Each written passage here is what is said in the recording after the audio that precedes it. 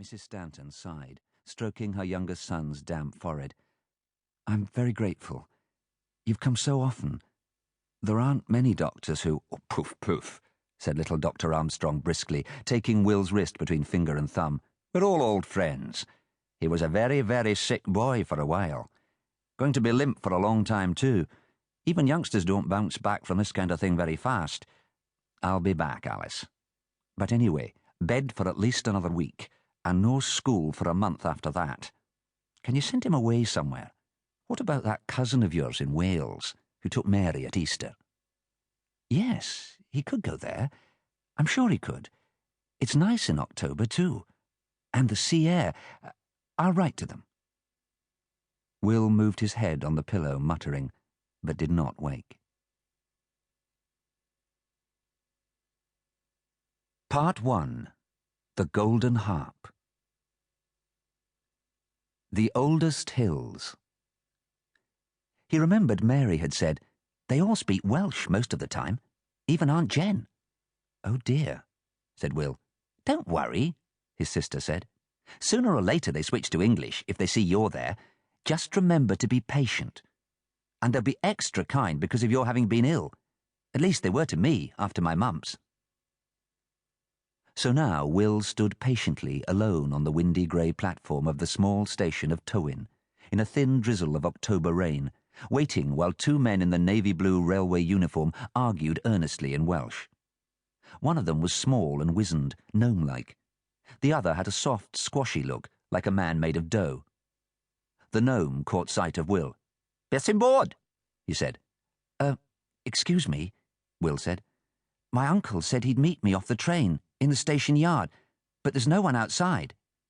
Could you tell me if there's anywhere else he might have meant?" The gnome shook his head. "Who's your uncle, then?" inquired the soft-faced man. "Mr. Evans from Bryn Creek, Clwyd Farm," Will said. The gnome chuckled gently. "David Evans will be a bit late, boy bach. You have a nice dreamer for an uncle. David Evans will be late when the last trump sounds. You just wait a while. On holiday, is it?" Bright, dark eyes peered inquisitively into his face. "Sort of. I've had hepatitis. The doctor said I had to come away to convalesce." "Ah," the man nodded his head sagely. "You look a bit peaky, yes. Come to the right place, though. The air on this coast is very relaxing, they say. Very relaxing. Even at this time of year." A clattering roar came suddenly from beyond the ticket office, and through the barrier Will saw a mud-streaked Land Rover drive into the yard. But the figure that came bounding out of it was not that of the small, neat farmer he vaguely remembered.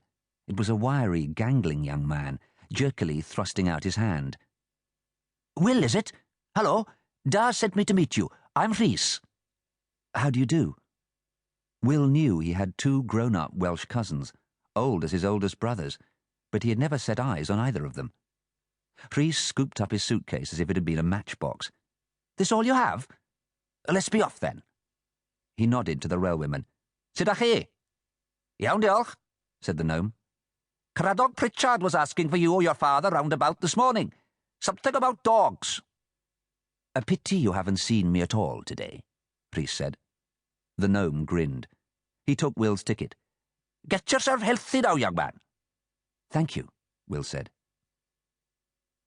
Perched up in the front of the Land Rover, he peered out at the little grey town as the windscreen wipers tried in vain, twitch creak, to banish the fine, misty rain from the glass. Deserted shops lined the little street, and a few bent figures in raincoats scurried by. He saw a church, a small hotel, more neat houses.